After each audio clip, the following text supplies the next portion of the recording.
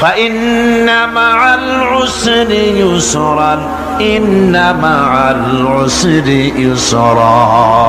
আল্লাহ পাক বলেন, জেনে রাখো দুঃখ এবং কষ্টের সাথে রয়েছে সুযোগ আর সুবিধা, আর অসচ্ছলতার সাথে রয়েছে উদার সচ্ছলতা। জোরে কোন সুবহানাল্লাহ। কাজে ভয় পাওয়ার কারণ নাই, হতাশ হওয়ার কারণ নাই।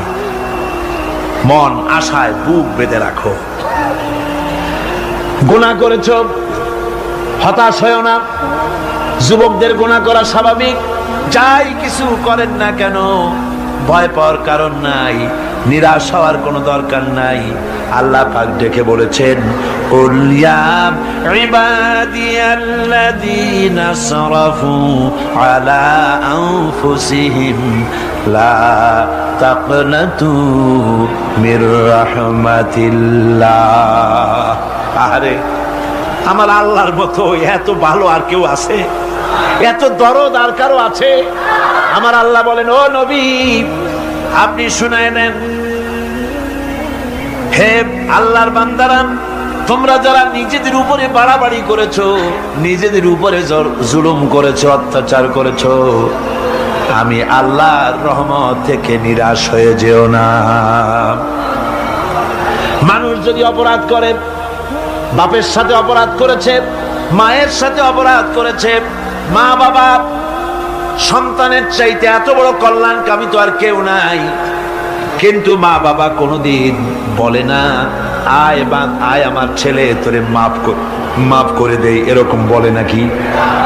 আমার আল্লাহ হচ্ছেন এমন আল্লাহ, আল্লাহ রাব্বুল আলামিন ডাকেন, এ বান্দা খুন করেছিস ফিরে আয়, জিনা করেছিস ফিরে আয়, হত্যা করেছিস ফিরে আয়, চুরি করেছিস ফিরে আয়, কুফরি করেছিস ফিরে আয়, সুদ খেয়েছিস, ঘুষ খেয়েছিস, মদ খেয়েছিস ফিরে আয়, এসে আমার দরবারে চোখের পানি ফেল, আমার দরবারে কাঁদাকাটি কর। ইন্নাল্লাহা ইয়াগফিরুয যুনুবা জামিআ ইন্নাহু হুয়াল গফুরুর রহিম। আমার দরবারে চোখের পানি ফেলে কাঁদ, আমি রব্বুল আলামিন জিন্দেগীর গুনাহ মাফ করে দেব। সুবহানাল্লাহ কর, সুবহানাল্লাহ কর। আমার কাছে কাঁদ, চোখের পানি ফেল। আল্লাহ রাব্বুল আলামিনের কাছে বান্দার দুইটা ফোঁটা বেশি প্রিয়। একটা হলো জিহাদের ময়দানে যে রক্ত ফোঁটা দেওয়া হয়, এটা আল্লাহর কাছে প্রিয়। আর আল্লাহর ভয়তে গুনার জন্য লজ্জা করে, অনুশোচনা করে বান্দা যখন চোখের পানি ছেড়ে দেয়, আল্লাহর কাছে এটা অত্যন্ত প্রিয়। নবীজি বলেছেন, বান্দা যখন গুনার ভয়তে, আল্লাহর ভয়তে, জাহান্নামের ভয়তে অনুশোচনা করে যখন চোখ দিয়া পানি ছেড়ে দেয়, ওই চোখের পানি নাকের অর্ধেক আসতে না আসতে আল্লাহ রাব্বুল আলামিন বান্দারে মাফ করে দেয়। আল্লাহ বরদাস্ত করতে পারেন না যে বান্দা কাঁদবে। আমার ভাইরা, আল্লাহ রহমত, এই পৃথিবীতে আল্লাহর রহমতকে 100 ভাগ করা হয়েছে। আল্লাহ রহমতের কত ভাগ? এই 100 ভাগের 1 ভাগ সারা পৃথিবীতে ছড়াই দেওয়া হয়েছে। আর 99 ভাগ কার কাছে? আল্লাহর কাছে। একটা ভাগ দুনিয়া ছড়ানো হয়েছে আদম আলাইহিস সালাম থেকে নিয়ে এই পর্যন্ত, এখান থেকে নিয়ে কিয়ামত পর্যন্ত পৃথিবীতে যত মানুষ আসবে, যত প্রাণী আসবে, তাদের মধ্যে প্রাণী জগতেও গাভী তার বাছুরকে ভালোবাসে ঠিক কিনা, হাতি তার বাচ্চাকে ভালোবাসে ঠিক কিনা, মুরগি তার বাচ্চাকে ভালোবাসে কিনা, প্রত্যেক মাই তার সন্তানকে ভালোবাসে মানুষের মতো। এই ভালোবাসা, স্নেহ, এই মমতা, এই করুণা, এই মহব্বত একটা ভাগ দুনিয়ায় দেওয়ার পর আপনি আর আমি যতটুকুন ভাগে পেয়েছি, সেই মহব্বত স্ত্রীর মহব্বতে অস্থির, মায়ের মহব্বতে অস্থির, সন্তানের মহব্বতে অস্থির। এখন চিন্তা করেন, একটা ভাগ সারা পৃথিবীতে বিতরণ করার পর যেটুক পেয়েছি, তাতে যদি এত মহব্বত হয়, তাহলে এর 99 ভাগ মহব্বত যে আল্লাহর কাছে জমা আছে, এই বান্দার জন্য তার কত মহব্বত, এই বান্দার জন্য কত করুণা, কত মহব্বত, কত দয়া।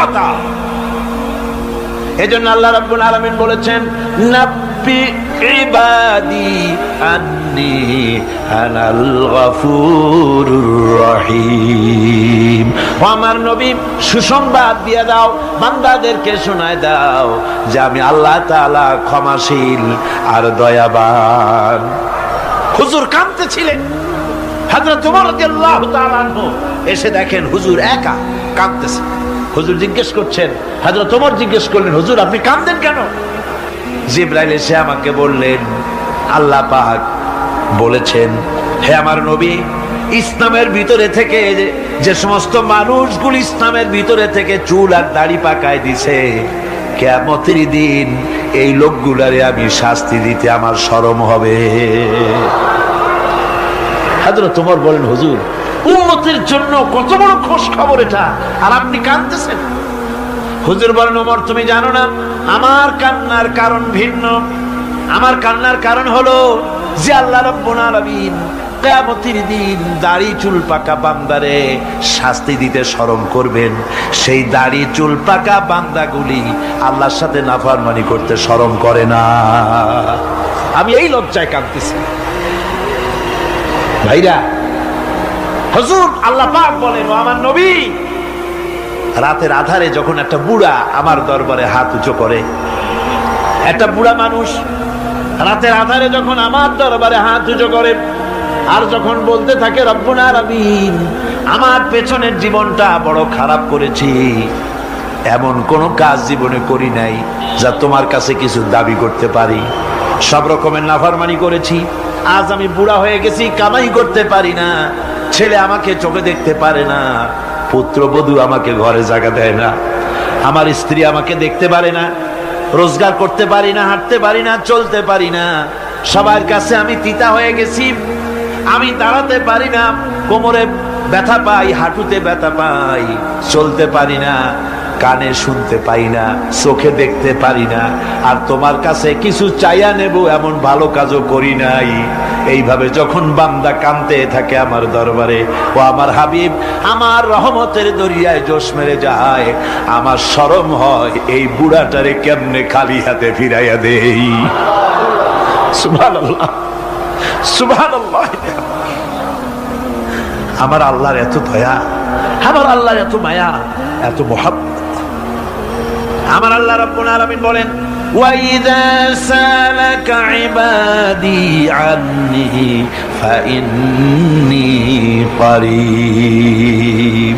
ও আমার হাবিব, আমার বান্দা আমার ব্যাপারে প্রশ্ন করে, আমি বান্দার একদম নিকটে।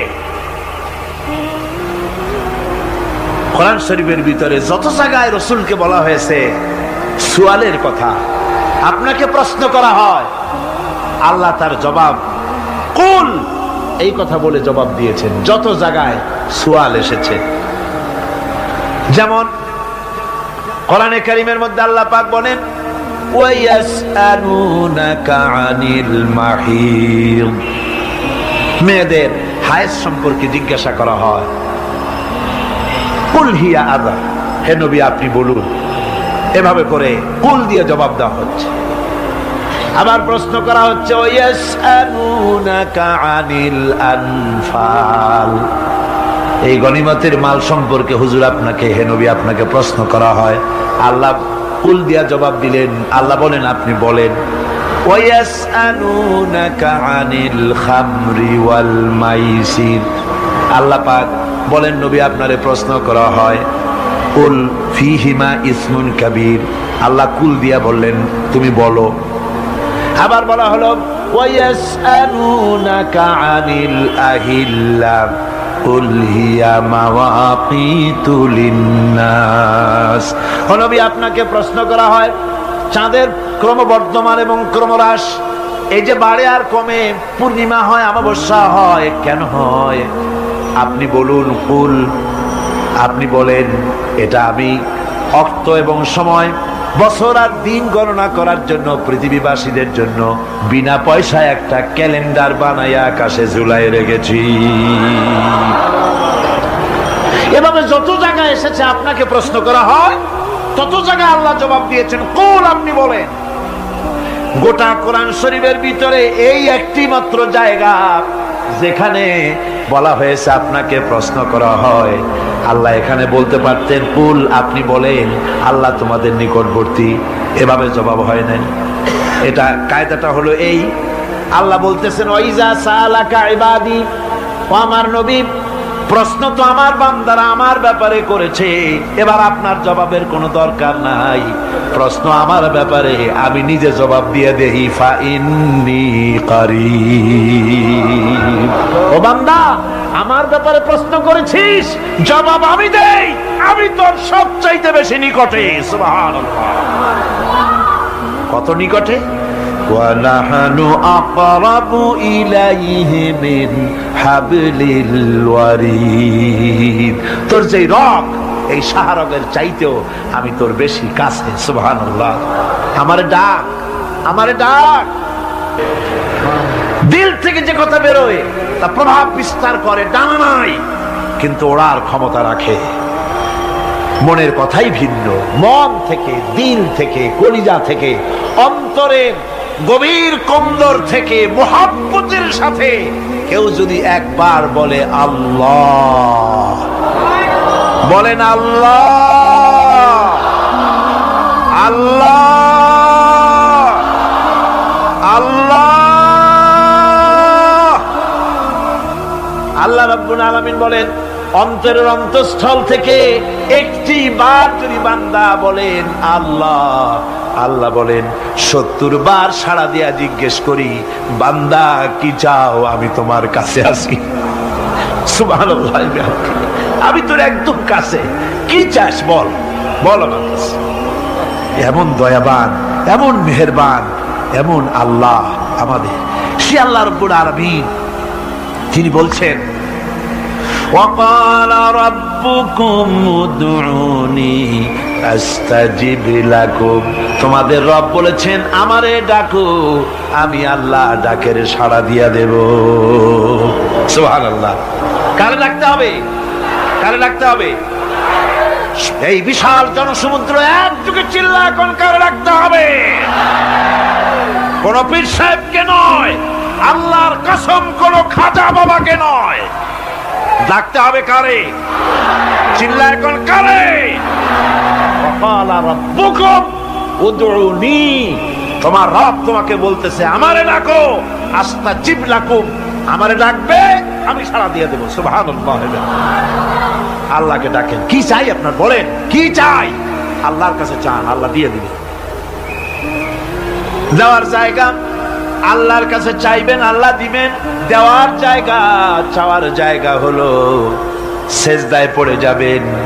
আমার ভাইয়েরা জায়গাটা চিনায় দিলাম, মাজারে যাওয়া লাগবে না, কবরে যাওয়া লাগবে না, 2 রাকাত নামাজ পড়ে সেজদায় পড়ে গিয়া যত বিপদ আছে, মুসিবত আছে, সেজদার মধ্যে চোখের পানি ছেড়ে দেন আর কেন্দে কেন্দে জীবনের কথা বলেন। আল্লাহ রাব্বুল আলামিন আপনার আওয়াজ শুনবেন আর দোয়া কবুল করে নিবেন। কাঁদতে হবে আল্লাহর কাছে। কার কাছে? আল্লাহর কাছে। সুম্মা ইস্তাগফিরুল্লাহ, আর এরপরে সে যদি আমি আল্লাহর কাছে ক্ষমা চাই, ইয়াজিদিল্লাহ গফুরার রহিমা, সে আমি আল্লাহকে গফুর এবং রহিম হিসাবে পাবে। সুবহানাল্লাহ, আল্লাহকে গফুর এবং রহিম হিসাবে পাওয়া যাবে। সব আল্লাহকে বলতে হবে, গুনাহ মাফ চাইতে হবে।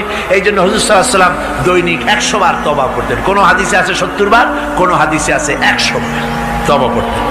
নামাজের পরে তো প্রত্যেক নামাজই পড়তেন হুজুর, সালাম ফিরাতেন আর সাথে সাথে বলতেন আল্লাহু আকবার, আস্তাগফিরুল্লাহ, আস্তাগফিরুল্লাহ, আস্তাগফিরুল্লাহ। মনে থাকবে আপনাদের? মনে থাকবে? সালাম ফিরাইয়া কি বলবেন?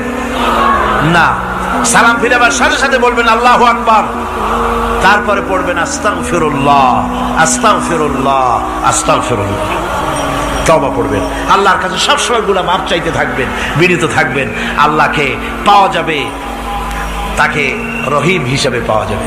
সুতরাং ঈমান বিল্লাহ, আল্লাহর প্রতি ঈমান আনলে পরে 4 নম্বরের যে উপকারটা হবে সেটা হলো হতাশায় ভুগবে না, নিরাশায় ভুগবে না, আশায় বুক বেঁধে উঠবে, ঈমান মজবুত হবে, আল্লাহর কাছে মানুষ বিনয়ী হয়ে যাবে।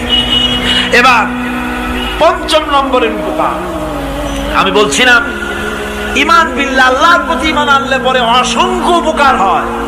অসংখ্য বৈশিষ্ট্যের আছে। এর 6টা উপকারের কথা আমি বলবো। কয়টা? অসংখ্য উপকারের ভিতরে প্রধান 6টি উপকারের কথা বলবো। এর বললাম কয়টা? 4টে বলেছি। এবার বলো পঞ্চম উপকারের কথা। আল্লাহর প্রতি আপনি পূর্ব পশ্চিমে কতবার মুখ ঘোরালেন, এটাই কিন্তু আপনার আসল সৎ কাজ নয়। আসল সৎ কাজ হলো আল্লাহর প্রতি ঈমান আনা। এই ঈমানের ব্যাপারে 3টা দিন আমরা পার করে দিলাম, এখনো কথা শেষ হয় নাই। আল্লাহর প্রতি ঈমান আনলে পরে যে উপকারটা হবে 5ম নম্বরে, সেটা হলো কঠোর এবং কঠিন বিপদের ভিতরে বান্দার ভিতরে অবিচলতা এবং ধৈর্যের সৃষ্টি হয়ে যাবে। আলহামদুলিল্লাহ। কঠিন বিপদ মুসিবত আসলে পরে সে অবিচল থাকবে। সারা দুনিয়ার বিপদ আপদ, শত্রুতা, দুঃখ, কষ্ট, মুসিবত, জুলুম, নির্যাতন সব কিছু পাহাড়ের মতো উঁচু হয়ে তাকে ঘিরে ফেলবে, কিন্তু তাকে এক চুলও নাড়াতে পারবে না। আলহামদুলিল্লাহ। সারা পৃথিবী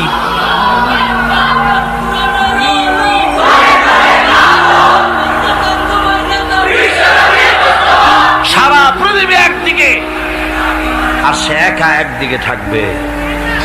বিরোধিতা তো হবেই, বিপদ তো আসবেই। কারণ হচ্ছে আল্লাহ রাব্বুল আলামিন বলেছেন, ইউরিদুনা লিইউতফিউ নূরাল্লাহি বিআফওয়াহিহিম ওয়াল্লাহু মুতিম্মু নূরিহি ওয়ালাউ কারিহাল কাফিরুন।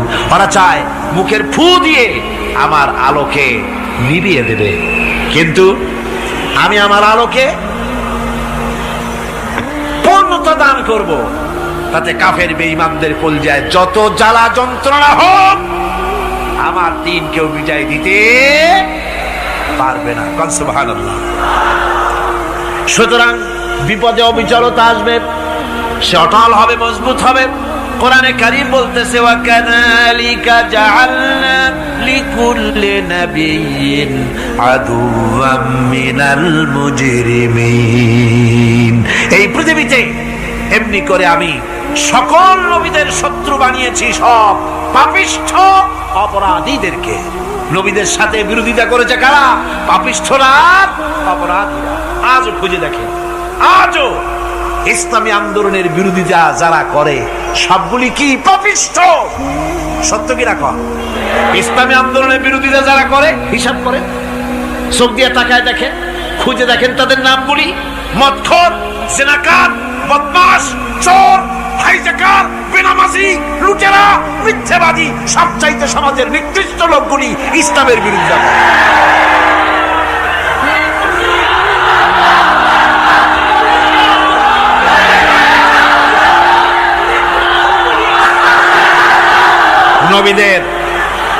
নবীদের শত্রু আল্লাহ বলেন, সব যুগে নবীদের সাথে শত্রুতা করেছে পাপিষ্ঠরা। আল্লাহর কথা। কার কথা? সকল যুগে নবীদের সাথে শত্রুতা করেছে পাপিষ্ঠরা, নিকৃষ্ট ধরনের অপরাধীরা।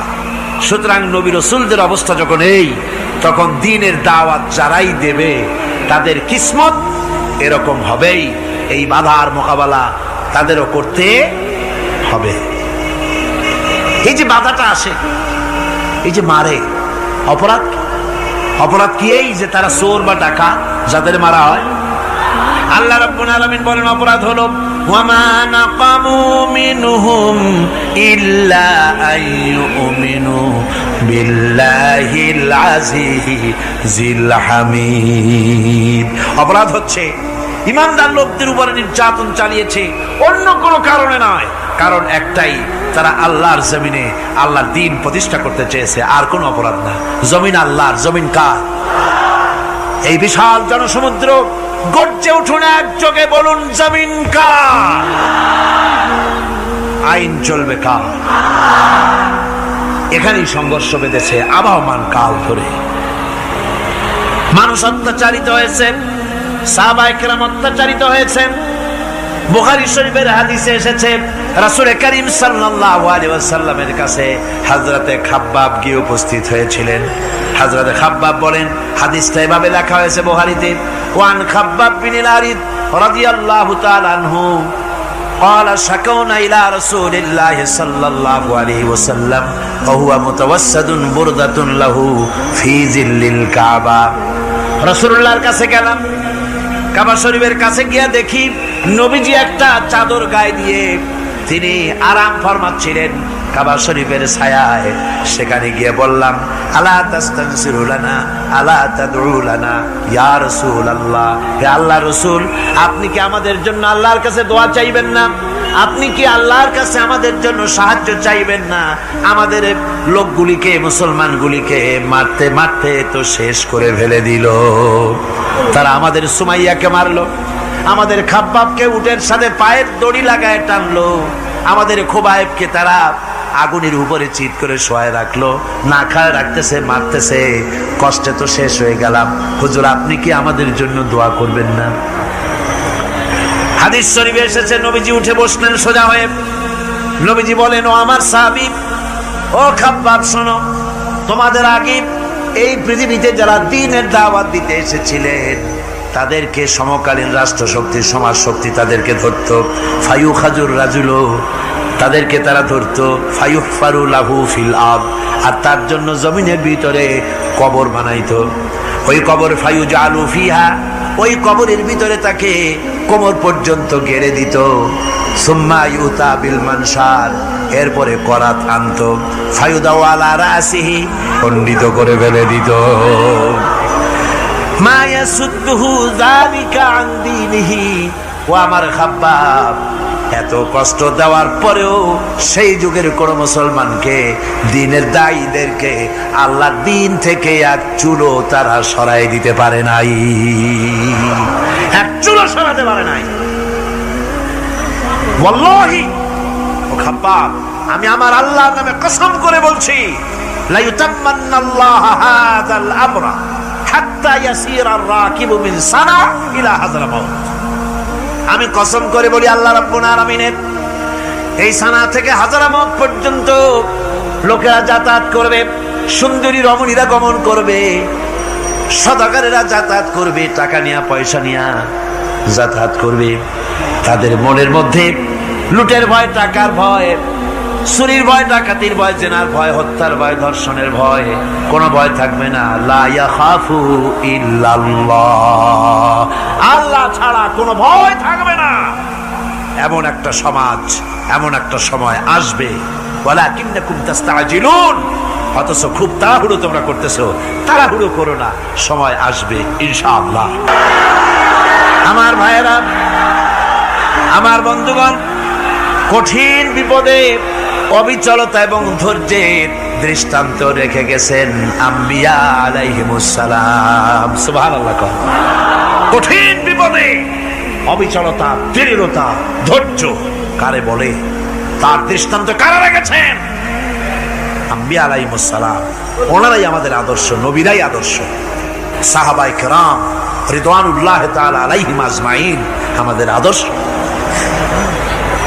ভাইরা আমার, মুসা আলাইহিস সালামকে ফেরাউন যখন ঘিরে ফেলে দিল, কোরআনের সব কথা গল্প গুজবার ইতিহাসের জন্য লেখা হয় নাই। কোরআনের মধ্যে যা লেখা হয়েছে সব বান্দাদের উপদেশের জন্য, যাতে করে লোকেরা চিরটা কাল এর থেকে উপদেশ নেওয়া নিজেদের তৈরি করতে পারে। জোরে বলেন সুবহানাল্লাহ। মুসা আলাইহিস সালামের কথা আল্লাহ বলেন, ফেরাউন তাকে ঘিরে ফেলে দিল, পালাবার রাস্তা নাই। ফালাম্মা تراءى الجمعان قال أصحاب موسى إنا لمدركون। মুসা আলাইহিস সালামের উম্মতেরা বললেন, হে মুসা, পাকড়াও হয়ে গেছি, পালাবার রাস্তা নাই। তিন দিক থেকে আমাদেরকে ঘেরাও করেছে ফেরাউনের শক্তি। সামনে কি? দরিয়া, আর তিন দিকে কি? ঘেরাও আন্দোলন। পালাবার পথ নেই, পালাবার পথ নাই। সারাশি আক্রমণ, ঘেরাও আন্দোলন। মুসা আলাইহিস সালামকে ঘেরাও করে ফেলেছে, পালাবার উপায় নাই। একদিকে দরিয়া, তিন দিকে ফেরাউনের শক্তি। এই যে ঘেরাও টেরাও, মানে নতুন তো না, ধর্মঘট নতুন না, পুরানা জিনিস। এই পৃথিবীতে সর্বপ্রথম ধর্মঘট কিসের উপরে হয়েছে জানেন? এই পৃথিবীর প্রথম ধর্মঘট হয়েছে পেঁয়াজ রসুন আর ডাইলের উপরে, মুসা আলাইহিস সালামের জামানায়। লান নাসবিরা আলা তুআমিন ওয়াহিদ, আমরা এক রকমের খাদ্য আর খাবো না, আমাদের পেঁয়াজ দেওয়া লাগবে, ডাল দেওয়া লাগবে, রসুন দেওয়া লাগবে। সর্বপ্রথম ধর্মঘট হয় মুসা আলাইহিস সালামের জামানায়, সেখান থেকে শুরু হয়েছে। কিন্তু মশাল মিছিল যে আসলো কই থেকে, এইটা আমি খুঁজে পাইনি। পরে প্রত্যেকটা জিনিসের তো ইতিহাস আছে, আমি খুঁজতে খুঁজতে পেলাম। আমি জানি না এর ইতিহাস মূলে কোথায়, কিন্তু আমি যতদূর খুঁজে পাইছি সেটা হলো মশাল মিছিলের আবিষ্কার হয়েছে লঙ্কায় রাবণের সময়। সুতরাং আমরা যা করব প্রত্যেকটা জিনিসের পেছনে সুন্নতে নববীর কোনো না কিছু থাকতে হবে। কথা বুঝতে পেরেছেন? তিন দিক থেকে ঘেরাও হয়ে গেছে, পালাবার কোনো রাস্তা। হযরতে মুসা আলাইহিস সালামের কাছে উম্মতেরা বললেন, পালাবার তো কোনো পথ নাই, এখন উপায়টা কি? আমাদের তো আর উপায় নাই। মুসা আলাইহিস সালাম দেখেন বিপদে পড়ে গেছেন, কিন্তু ধৈর্য হারান নাই, ভয় পান নাই। ভয় পাইছিলেন? ভয় পেয়েছেন? প্রশ্নই ওঠে না। মুসা আলাইহিস সালাম আল্লাহ পাক যাদেরকে বলেছেন উলুল আযম রাসূল, যাদের বলেছেন তার মধ্যে হযরত মুসা একজন উলুল আযম পয়গম্বর। চারটি গাড়ি কথা না, আল্লাহ কথা বলছেন তার সাথে, কালিমুল্লাহ তিনি। সুবহানাল্লাহ। মুসা আলাইহিস সালাম শোনালেন, কাল্লা ইন্না মাইয়া রাব্বি সায়াহদিন। কখনো নয়, আমার উম্মতেরা ভয় পেও না, আমার রব অবশ্যই আমাকে পথ দেখাবে। সুবহানাল্লাহ। তিন দিক থেকে শত্রু, একদিকে দরিয়া, পালাবার কোন রাস্তা নাই। সেখানে দৃঢ়তার সাথে তিনি বলছেন, অবশ্যই আমার আল্লাহ আমারে পথ দেখাবে। সুবহানাল্লাহ। নবীরা এই দৃঢ়তা দেখিয়েছেন, অবিচলতা দেখাইছেন। আল্লাহ পাক মুসা আলাইহিস সালাম যখন এই দৃঢ়তা দেখালেন, এই অবিচলতা দেখালেন, সঙ্গে সঙ্গে জিবরাইল এসে হাজির হয়ে গেলেন। আল্লাহ পাক বলেন, ফাআওহাইনা ইলা মুসা আন আদরিব বিআসাকাল বাহরা ফানফালাকা ফাকানা কুল্লু ফিরকিন কাত্তাউদিল আযীম। মুসা আলাইহিস সালামকে আমি ওহী নাযিল করলাম, তাকে বললাম হাতে যে লাঠি আছে, এই লাঠি দিয়ে আঘাত করো দরিয়ার উপরে। দরিয়ার উপরে আঘাত করলেন, একটা রাস্তা হয় নাই, 12টা রাস্তা তৈরি হয়ে গেল। আর দেওয়ালগুলা পাহাড়ের মতো উঁচা হয়ে গেল। দরিয়ার ভিতরে পাহাড়ের মতো উঁচা মজবুত 12টা রাস্তা। এবার মুসা আলাইহিস সালাম তার দলবল নিয়ে চললেন। আল্লাহ রাব্বুল আলামিন বলেন, ওয়া আনজাইনা মুসা ওয়া মান মাআহু আজমাইন। মুসা এবং তার সাথী সঙ্গীদেরকে আমি পার করে দিলাম। মুসা আলাইহিস সালাম এবং তার সাথী সঙ্গী নিয়ে যখন দরিয়ার মাঝখানে আসছে, ফেরাউন তার দলবল নিয়ে এসে গেছে। আসে দেখে নদীর মধ্যে রাস্তা। বাবা, খুব তো কায়দা। ও মনে করছে ওর বাজানের তৈরি করা ডিস্ট্রিক্ট বোর্ডের রাস্তা। ওর লোকজন নিয়ে নেমে গেছে দরিয়ার ভিতরে, ও আসছে মাঝখানে, মুসা আলাইহিস সালাম চলে গেছেন ওপার, দরিয়া পার। মাঝখানে যখন এসে গেল, আল্লাহ রাব্বুল আলামিন পানিকে অর্ডার করলেন কুন। আল্লাহর তো বটন টেপা লাগে না, মুখ দিয়া কোনো হুকুম করা লাগে না, শুধু বলেন কুন। যে ব্যাপারে কুন বলেন ফায়াকুন, সাথে সাথে হয়ে যায়। আল্লাহ বললেন কুন, আর অমনি রাস্তা বন্ধ হয়ে গেল। এবার তুফান শুরু হয়েছে নদীতে, ঢেউয়ের উপরে ঢেউ, মৌজুন কাল জিবাল, পাহাড়ের মতো উঁচু হয়ে হয়ে ঢেউ আসতেছে। দলবল ঘোড়া আর অস্ত্রপাতি যা ছিল সব মরিয়া শেষ। এবার ফেরাউন একা উপরে ওঠে আর নিচে নামে, পানি খেতে খেতে পেটের কাম সারা। জনমের খাওয়া খাইছে পানি, এখন জান যা, বাঁচবার আর উপায় না, বাঁচবার আর উপায় নাই। ফেরাউন তার নিজের জীবন সম্পর্কে হতাশ হয়ে গেল। এবার ফেরাউন বলতেছে, আমানতু আন্নাহু লা ইলাহা ইল্লাল্লাযী আমানাত বিহি বানু ইসরাঈল। আমি ঈমান আনলাম, আমি ঈমান আনলাম আল্লাহ ছাড়া কোনো ইলাহ নাই। ওই আল্লাহর উপর ঈমান আনলাম যে আল্লাহর উপর ঈমান এনেছে বনি ইসরাঈলেরা। আল্লাহ যাতে ঠিক পায় যে কোন আল্লাহর উপর ঈমান আনছে। বনি ইসরাঈলের আল্লাহর উপর ঈমান আনলাম। আল্লাহ এই তো মুসলমান হয়ে গেছি, এরপরও আমারে সুবাও কেন? আল্লাহ রাব্বুল আলামিন জবাবে বলেন আল আন, এখন ওয়াকাদ আসাইতা ক্বাবলু ওয়া কুনতা মিনাল মুফসিদিন। এখন ঈমান আনার কথা বলছো?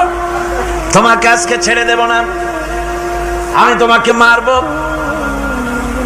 আর সমস্ত প্রাণীগুলিকে, স্থলচর প্রাণীগুলিকে আল্লাহ পাক অর্ডার দিয়া দিলেন, এই ফেরাউনের লাশকে ডুবাবি না, পচাবি না, খাবি না। আলিয়াউমা নুনাজ্জিকা বিবাদানিক, আমি তোমার শরীরে বাঁচায় দেব। পোকে খাবে না, পানিতে পচবে না, মাছে খাবে না, কুমিরে খাবে না, দুনিয়ার কোনো পশুতে খাবে না। আমি তোরে শুটকি বানাইয়া রাখবো, যাতে করে দুনিয়ার সমস্ত ফেরাউন যত যুগে যুগে আসে তোরে দেখে যেন হেদায়েত নিতে পারে। ফেরাউনকে আল্লাহ শুটকি বানায় রাখছে। আমি ফেরাউনদের লাশ দেখেছি ব্রিটিশ মিউজিয়ামে। ফেরাউন তো একটা না, অনেকগুলা। এই বিশাল ভূভাগকে শোষণ করে ইংল্যান্ডের দ্বীপটাকে তারা সাজাইছে। তারা ময়ূর সিংহাসনের,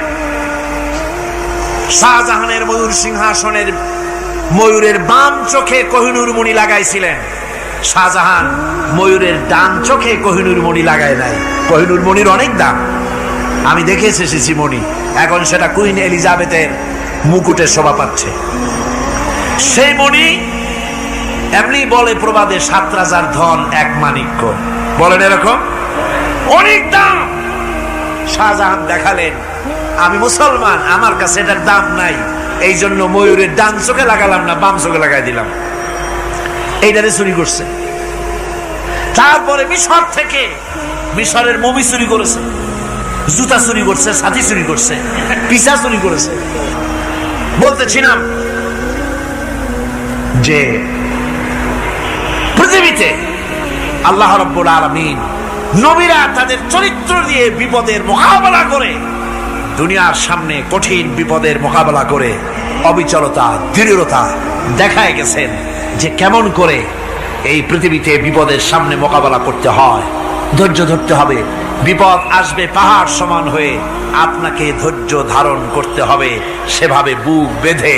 যেহেতু এটা যদি বিশ্বাস হয় যে আমার কিসমতে যা আছে তার থেকে বেশি কিছু হবে না, তাহলেই আপনার ধৈর্য আসবে, ভয় পাবেন না। কথা ঠিক কিনা কন? এবারে হযরত হুদ আলাইহিস সালাম সম্পর্কে আল্লাহ রাব্বুল আলামিন বলেন, হযরতে হুদকে যখন ষড়যন্ত্র হলো কাফির বেঈমানেরা তাকে মেরে ফেলার জন্য, যখন সরকারি ষড়যন্ত্রে লিপ্ত হয়ে গেল, হযরতে হুদ সমাজের এই চ্যালেঞ্জের মোকাবেলা করলেন। হযরত হুদ বলেন, ফাকিদুনি জামিআন সুম্মা লা তুনজিরুন ইন্নী তাওয়াক্কালতু আলাল্লাহি রাব্বি ওয়া রাব্বিকুম। আমি, তোমরা তোমাদের ষড়যন্ত্র আমার বিরুদ্ধে যত পারো আমার বিরুদ্ধে ষড়যন্ত্র চালাও, এতটুকুন আমার অবকাশ দিও না। আমি এমন আল্লাহর উপরে ভরসা করেছি যার হাতের ভিতরে তোমাদেরও জান আর আমারও জান। যা পারো তাই করো। সরকার, সমস্ত শক্তি একত্রিত হয়ে আমার মোকাবেলা করো। একদিকে হুদ আলাইহিস সালাম, আর একদিকে গোটা জাতি। হযরত হুদ ভয় পায় নাই। সুবহানাল্লাহ কোন? ঈমান বিল্লাহ মানুষের কলিজাকে এভাবে শক্ত করে দেয়। কোন আলহামদুলিল্লাহ।